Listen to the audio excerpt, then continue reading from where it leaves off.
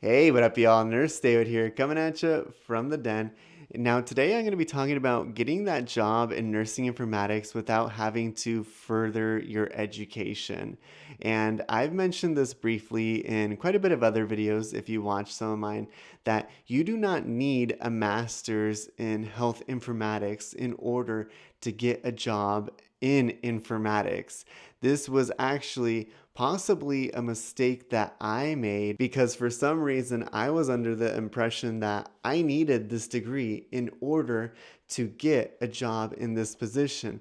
Well, quickly did I learn after landing my first job that I was one of the only ones with my master's in nursing informatics. I worked alongside a nurse who had her RN and a couple other nurses who held their BSN, where my manager at the time also held his MSN like myself, the master's. So that's what I want to hit on in this video, is kind of how you can land that job without having to spend the money, spend the time on this degree. But before we get into the video, please give this video a like and subscribe if you haven't. We're so close to 12,000 subscribers. My goal for the end of the year is 15,000 subscribers. I really think we can do it, but you gotta like, you gotta subscribe. Now, topic number one is being grandfathered in. This sounds ancient. This does not sound ideal for most. And the reason it does not sound ideal for most is just because it takes time. It takes time to be grandfathered in. You need to be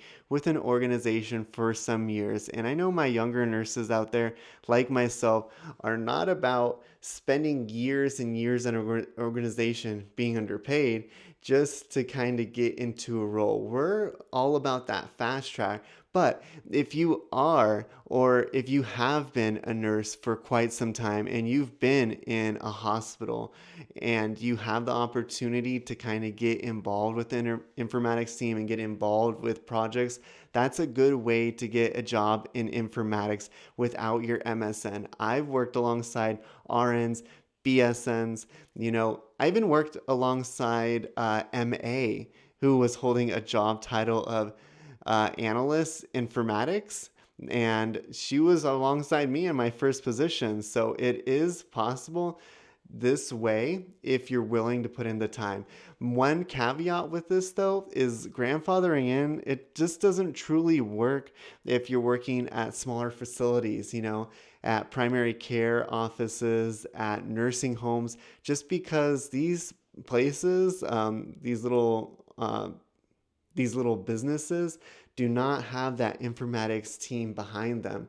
Generally, they have they're outsourcing this IT type of work, and that outsource is kind of just building what they need for their clinic. So it's a tad bit different than the hospital setting. Now, the second thing you can do to land that job in informatics without furthering your education would have to be becoming a super user or truly getting involved on your unit. And I know I've mentioned this a dozen times at this point in previous videos, and you're probably wondering, what does that have to do with me landing this job? And it really all comes down to experience. When you go to apply, you look at the minimum qualifications or the qualifications, and it says that they want experience. Well, how do you get experience without having already worked in the field?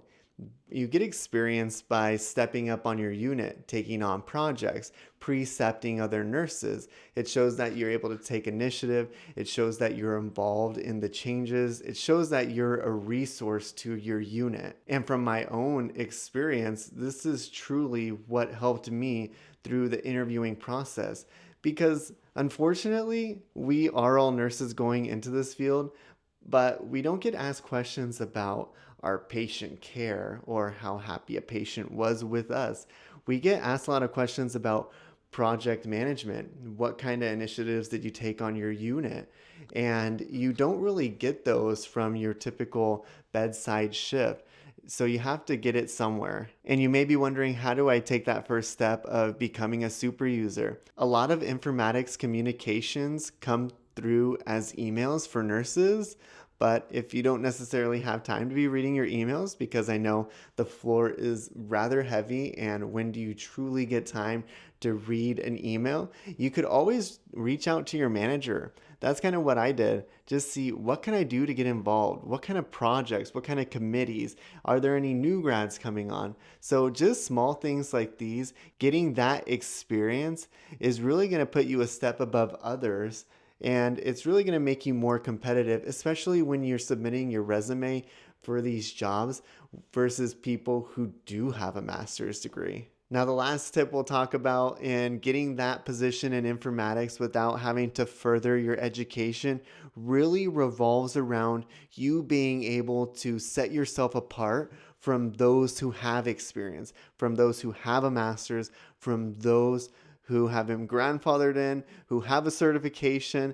This whole video is about being able to set yourself apart and show yourself in a light that really makes your resume, your interview more attractable to those that are considering you.